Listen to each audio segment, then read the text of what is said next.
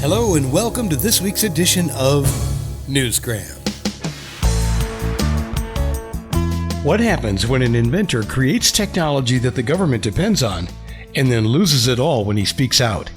Today, we're going to dive into the book Help Yourself, a story of FBI corruption by Martin Kaiser III.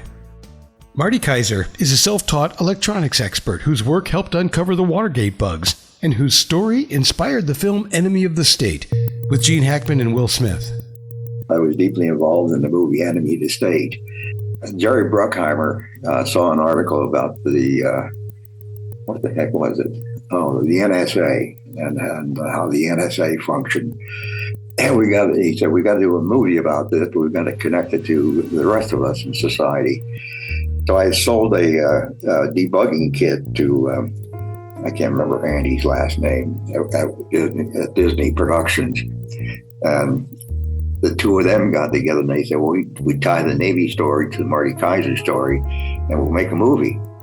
And since I was both the technical guru and the victim, they made Gene Hackman the technical guru and Will Smith the victim. And you basically put those two together and you get me. The film is a fictional thriller, but it raises very real concerns about unchecked government power and the abuse of surveillance technology. Concerns that eventually led Marty to testify before Congress.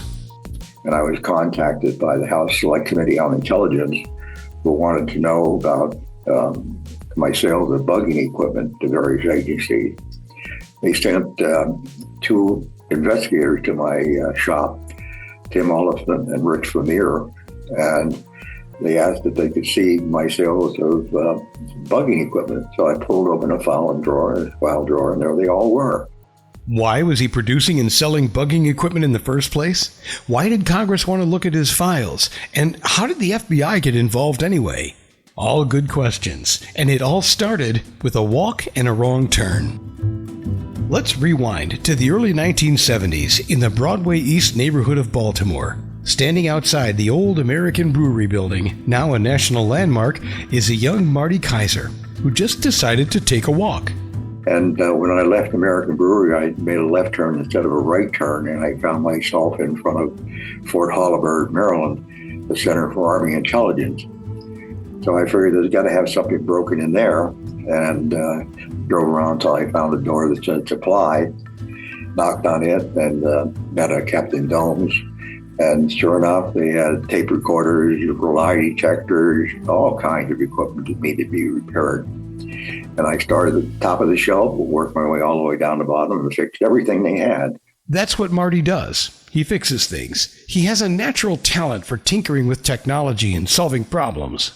I guess the best point is to start with my job at RCA Laboratories in Princeton. And that led me eventually to Barbados, West Indies, where I developed what is known as the over-horizon radar.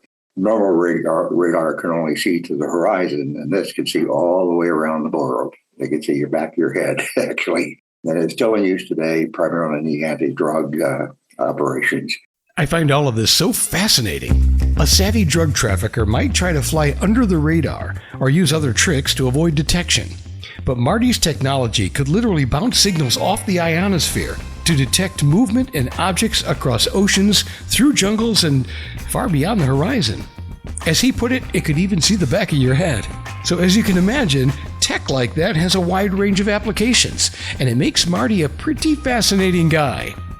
Eventually, his passion for solving problems led him to Armco Steel, where he was brought in to repair a broken Emerscope, which is a device that can actually look through a steel ingot and see if there are any cracks or air bubbles in it. I fixed it, and he was very happy. It resulted in a bunch of other jobs just came out of that. He called all of it the equivalents throughout Baltimore, and I had a ton of customers practically overnight with that one sales call. I did all the steel mills, plastic companies, copper refineries, and in the bunch with breweries. And then, of course, there was the broken equipment in the storage locker of the Center for Army Intelligence. But one thing I noticed is that for intelligence purposes, they were using commercially available equipment rather than equipment specifically designed for the job they were trying to do. So I offered to make a audio amplifier for them, and they accepted. From that point, I started manufacturing other products as I listened to the people in the intelligence community to see what they were trying to do.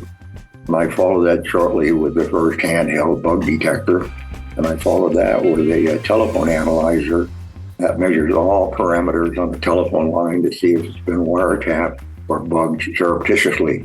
And that became the standard of the intelligence community. Interestingly, that was what found the Watergate bugs.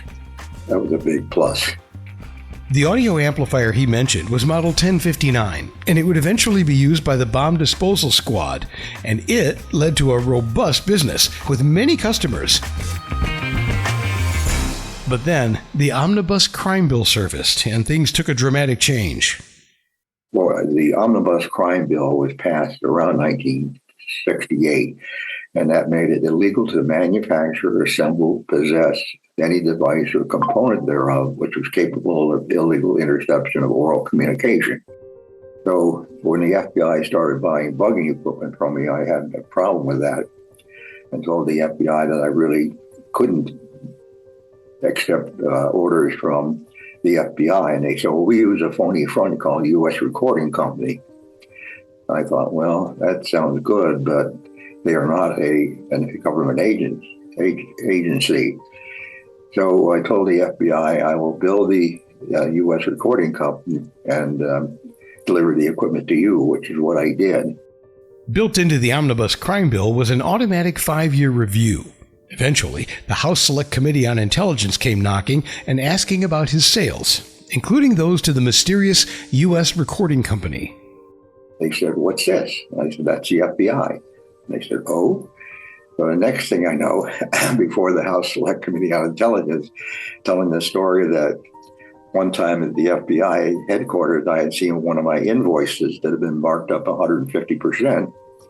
And I thought, well, that's strange. I just said that's their business and let them do what they want to do. But that was a big no-no. That started a disaster that has lasted now pretty much until today, from 1975. Once I made my testimony before the House Select Committee on Intelligence, I lost all of my intelligence agency customers overnight. I was doing $500,000 a year with the intelligence agency people. After that fateful day, I did zero from then to today. They just cut me off entirely. You've heard the expression, you can't fight City Hall. So, being as resourceful as he was, he pivoted again to bomb disposal, developing hundreds of life-saving products. Eventually, that too was shut down. All of this is documented in his book, Help Yourself, a pretty fascinating read. It's hard to look back and think about all this, but the amazing thing is I've never had a course in electronics in my life. And when I conceived these products, I just knew how to do it. I don't know how I did it, but when an audio amplifier was needed, I designed it, developed it, manufactured it, and that was it. And it's just a certain amount of joy that comes out of that. But so anyhow, it was fun. In spite of the terror and the tragedies, it really was a lot of fun. Looking back on the terror and tragedy in your life can be a powerful motivator for writing a book. And Help Yourself is Marty's story, told by him from his perspective and from the trenches of real experience. If you enjoyed Enemy of the State or even Confessions of a Dangerous Mind, you'll definitely want to check out Help Yourself, a story of FBI corruption by Martin Kaiser. You can find it wherever you like to buy books, or you can go directly to his website, martykaiser.com. That's going to do it for this edition of Newsgram. As always, thanks for listening.